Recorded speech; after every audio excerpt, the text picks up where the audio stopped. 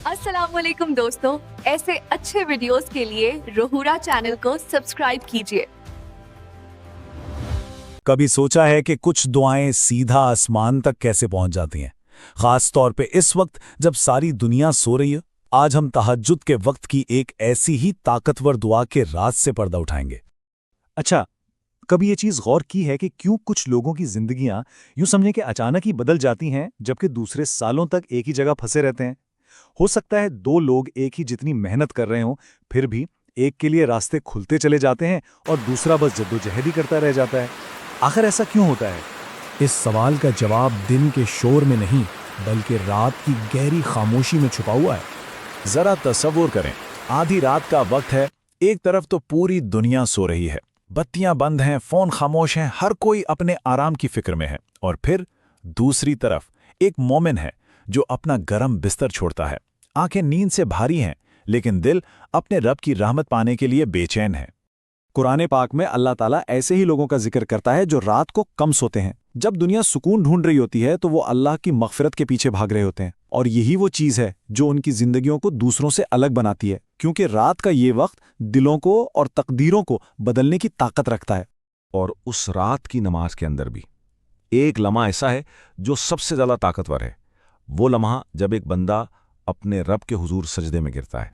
सजदा जिस्मानी तौर पर ये वो सबसे नीची हालत है जो कोई इंसान इख्तियार कर सकता है।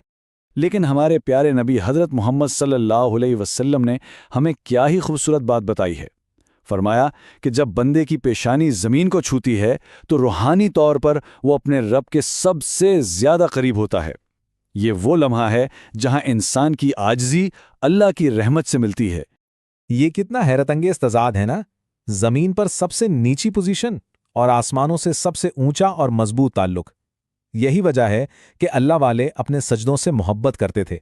लेकिन सजदे में मांगने के लिए सबसे ताकतवर चीज़ आखिर है क्या?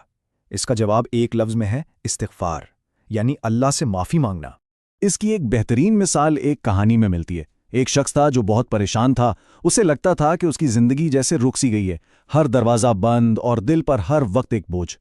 वो एक आलिम के पास गया और पूछा, मैं क्या करूं? तो आलिम ने उसे सिर्फ एक मशवरा दिया, कसरत से इस्तिग़फ़ार करो। कुछ अरसे बाद वही शख्स वापस आया, लेकिन इस बार उसका चेहरा खुशी से दमक रहा था।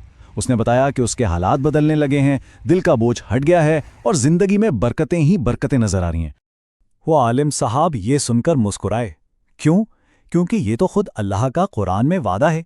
जब कोई बंदा सच्चे दिल से मग़फ़िरत तलब करता है तो अल्लाह उसके दिल को सुकून देता है, उसकी मुश्किलें आसान कर देता है और रिज़्क़ के दरवाजे ऐसी जगहों से खोलता है जहां से उसने कभी सोचा भी नहीं होता।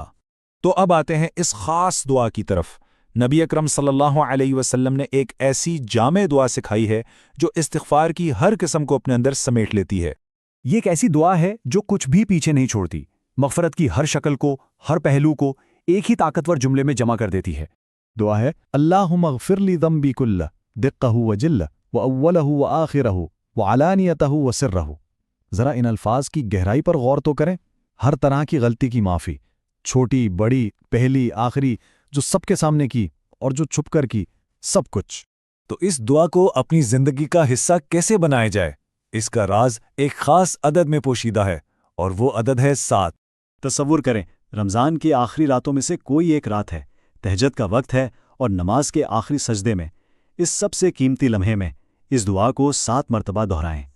देखें, ये सिर्फ एक रस्म नहीं है, ये एक मौका है, एक ऐसा लम्हा जो किसी की भी जिंदगी को बदल सकता है। क्योंकि अल्लाह का वादा है कि जब कोई दिल उसकी तरफ पलटता है तो वो रास्ते बनाता है, वो रिज़्क़ में इजाफा करता है और ज़िंदगी में ऐसी बरकतें डालता है जिनका कभी तसव्वुर भी नहीं किया जा सकता। रमज़ान की इन आखिरी रातों को मामूली मत समझें। तहज्जुद के लिए उठें, सच्चे दिल से अल्लाह के सामने खड़े हों और अपने आखिरी सजदे में इस ताकतवर दुआ को पूरी आजिज़ी और उम्मीद के साथ दोहराएं। क्योंकि कभी-कभी रात के अंधेरे में अल्लाह के साथ गुजारा हुआ एक सच्चा लम्हा ही पूरी जिंदगी का रुख बदलने के लिए काफ़ी होता है।